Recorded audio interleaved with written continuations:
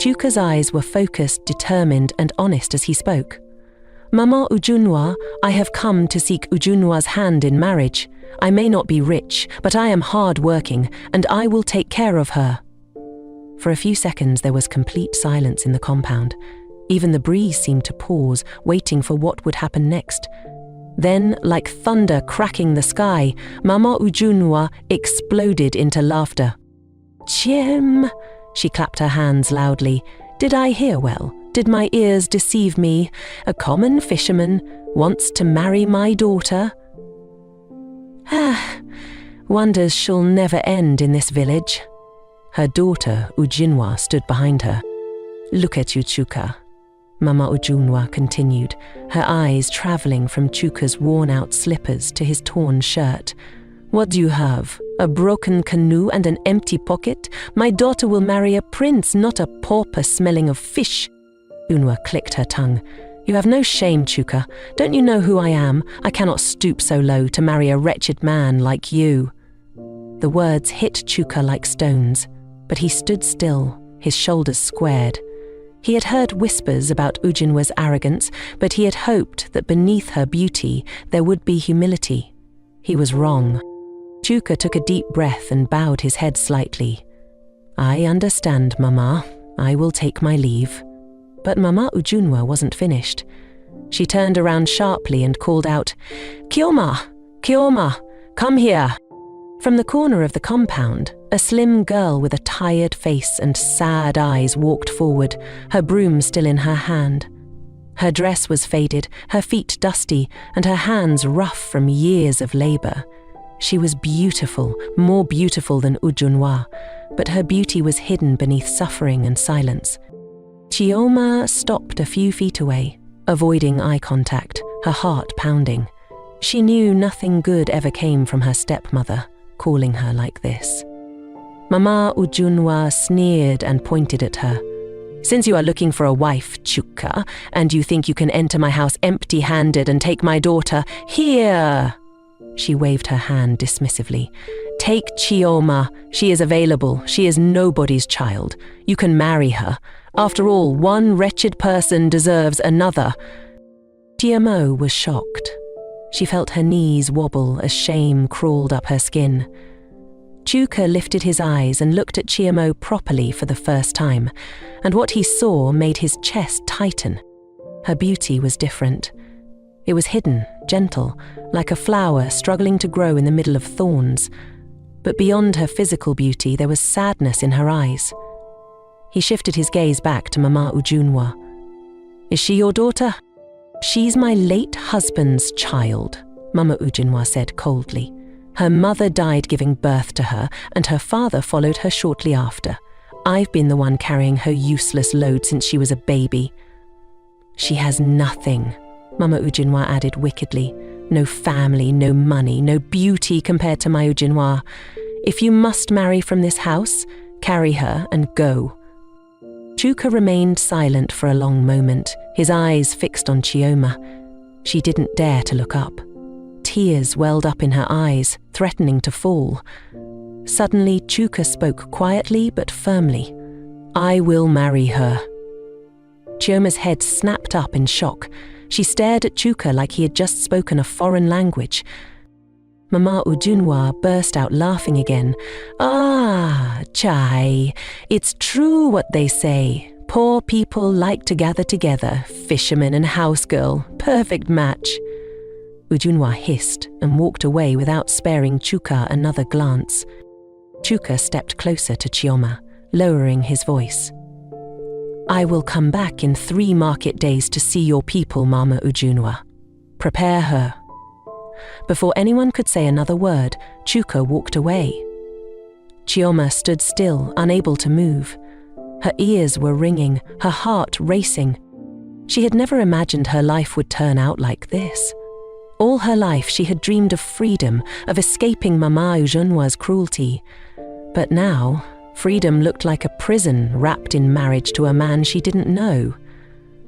That night, Chioma sat outside under the mango tree, crying silently. What she didn't know was that fate had already begun to weave a story far bigger than her tears. a story that would shake the entire village of Anioma. Chuka had moved to Anioma village 6 months earlier. He claimed to have returned to his maternal home for greener pasture. He settled quickly and began fishing, but he wasn't so lucky, and so he caught very little fish, which made him poor. The agreed date arrived too quickly, and Chuka arrived at the compound dressed in a simple cloth. He came with 2 elders. They carried a small keg of palm wine, some tubers of yam, and a token of money for the traditional knocking on the door. Mama Ujunwa welcomed them with fake smiles. She had invited her husband's younger brother before they came. They all sat down and performed the formalities, and Mama Ujunwa all the while making sarcastic comments. Chioma stood quietly behind the kitchen wall, listening as her life was traded without her consent. No one asked how she felt. No one cared. The marriage date was fixed for the next market day, just 3 days away. Mama Ujunwa wasted no time. As soon as the guests left, she turned to Chioma. "You will marry Chuka whether you like it or not. I don't want to see your face in this house anymore. You're nothing but a burden." 3 days passed in a blur. The traditional marriage rite was nothing grand. No drums, no dancing, no village feast, just a few elders, the exchange of palm wine, and quiet prayers muttered under the baobab tree. Chioma wore a simple wrapper and a blouse borrowed from one of the village girls. There was no joy in her eyes, no smile on her lips. When Chuka came forward and took her hand, she barely looked at him. She felt empty inside, like someone walking into the darkness without knowing what awaited her. As they walked to his small compound by the riverside after the ceremony, the village women whispered behind them. "What a pity. She will suffer. A poor fisherman's wife, no better than being a slave." Chuka remained quiet, not saying much as they walked. He glanced at Chioma from time to time, noticing how withdrawn she was, how she refused to meet his eyes. When they arrived at his house, a small mud house with a thatched roof and a bamboo fence, he opened the door and stepped aside. "You can come in." Chioma stepped in and looked around. The house was small but neat. A mat was spread on the floor, a clay pot of water in one corner, a lantern hanging by the wall. "This is your home now," Chuka said quietly. "I know you didn't choose this marriage. I know you don't know me, but I promise I will never hurt you." Chioma stood still, tears pooling in her eyes again. She wanted to speak, but words failed her. Chuka gave her space, leaving her to settle in while he went outside to mend his fishing nets. He worked quietly, glancing back at the house every now and then. That night, Chioma lay awake, crying uncontrollably all through. Chuka tried to console her to no avail. Days turned into weeks. The first days of Chioma's marriage to Choka felt like walking through a strange dream, one she couldn't wake up from.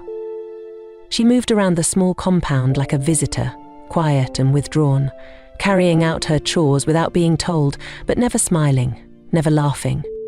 She expected shouts, she expected beatings, she expected insults, the way Mama Ujunwa had always treated her. But none came. Instead, what she received was kindness. Chuka woke up before dawn every morning and went to the river to fish. When he returned, tired and drenched in sweat, he would always stop by the small market to buy Chioma a little gift. He never raised his voice at her. He never forced himself on her. He never treated her like a burden. Instead, he treated her like she mattered. One evening, Chioma was fetching water from the clay pot outside when Chuka approached her quietly. He stood at a distance, not wanting to startle her. "Chioma," he said gently. She turned, her eyes meeting his briefly before looking away. "I want you to know something," he continued. "I didn't marry you because I pitied you. I didn't marry you because I wanted a slave. I married you because the first time I looked into your eyes, I saw a woman worth loving." Chioma's heart skipped. She didn't know how to respond. No one had ever spoken to her like that before. He smiled softly and added, "I know you don't love me yet. I won't force you. All I want is a chance to make you happy." That night, Chioma couldn't sleep. She lay awake, thinking about Chuka's words. No one had ever wanted to make her happy. In the following weeks, Chuka continued to show her the kind of love she had never known. He taught her how to paddle the canoe, how to mend fishing nets. He made her laugh without even realizing it, like when he fell into the river trying to catch a stubborn fish and came out shivering, looking like a wet goat. Slowly, without even knowing, Chioma began to change. She started waiting for him at the riverbank when he returned from fishing. She began cooking his favorite meals even when he didn't ask. She started watching him with soft eyes when he wasn't looking. One evening, while they sat outside under the mango tree, the moon shining down like a soft lamp, Chioma broke the silence. "Chuka," she called out softly. He turned to her quickly, surprised that she spoke first. "Yes? I want to thank you for treating me like a human being. All my life, no one ever treated me well. You are the first person to make me feel seen." Chuka's heart melted. He reached out slowly, gently taking her hand. "You deserve more, Chioma. You deserve the whole world." Their eyes met under the moonlight, and for the first time since they married, Chioma smiled at him. That night, as she lay beside him on the mat, she turned slightly towards him and whispered, "I love you." He smiled in the darkness. "I love you too, my wife." They made out as couples for the first time since their marriage. Bit by bit, Chioma started falling in love with her husband. About 3 months after their marriage, there was a loud beat of royal drums in the village. Everyone was surprised because in Aniama, when the royal drums sounded outside of a festival day, it meant one thing: an important announcement from the palace. People gathered quickly at the village square as the king's royal messenger stepped forward, dressed in red and white wrappers, holding a long wooden staff. He cleared his throat, his deep voice booming across the crowd. "Attention! Attention, people of Anioma, gather and listen. The palace brings important news. By the order of His Royal Majesty the King, this is the royal decree. The Crown Prince, Obina, will return from the city in 2 weeks. Upon his return, a grand ceremony will be held at the palace, where he will choose a wife from among the maidens of the kingdom." The crowd erupted in cheers and gasps. The young maidens exchanged excited glances, already dreaming of what it would mean to be chosen by the prince. Mama Ujuemwa's eyes widened, and she immediately grabbed Ujuemwa's arm. "You see, I told you," she whispered, shaking Ujunwa's arm. "This is the opportunity we've been waiting for. I have always known you were born to become royalty." Ujunwa smiled proudly, flipping her long braided hair over her shoulder. "No one in this village can match my beauty." As the crowd continued to celebrate and discuss, no one noticed Chuka walking silently past them with his fishing net slung over his shoulder. Chiamaya sat quietly outside their small house when he returned, her hands busy peeling cassava. She looked up when she heard his footsteps. "You're back early," she said softly. "There was an announcement at the square," Chuka replied, using tools. "The Crown Prince is returning. He will be choosing a wife." Chiuma's face fell slightly. "Ah, that's good news for the maidens," she replied absent-mindedly. For the next few days, the entire village was buzzing. Girls rushed to the tailor's shop, sewing the finest wrappers and blouses. Mama Ujunwa began preparing, buying new beads and oils for Ujunwa. She gave Ujunwa some money to get beautiful dresses ready for the day. While the village was preparing for royalty, Chuka and Chioma's home remained quiet. On the eve of the ceremony, Mama Ujunwa gathered Ujunwa and 3 village girls she had hired to help dress her daughter. "You must shine tomorrow," she said. "You must smile, dance, charm him. We have waited too long for this day." Ujunwa assured her mother that the prince would pick her. "After all, I am the most beautiful maiden in the village," she said with pride. Meanwhile, in the small house by the riverside, Chuka lay awake, staring at the ceiling. Tomorrow, everything would change. Tomorrow, the masks would fall.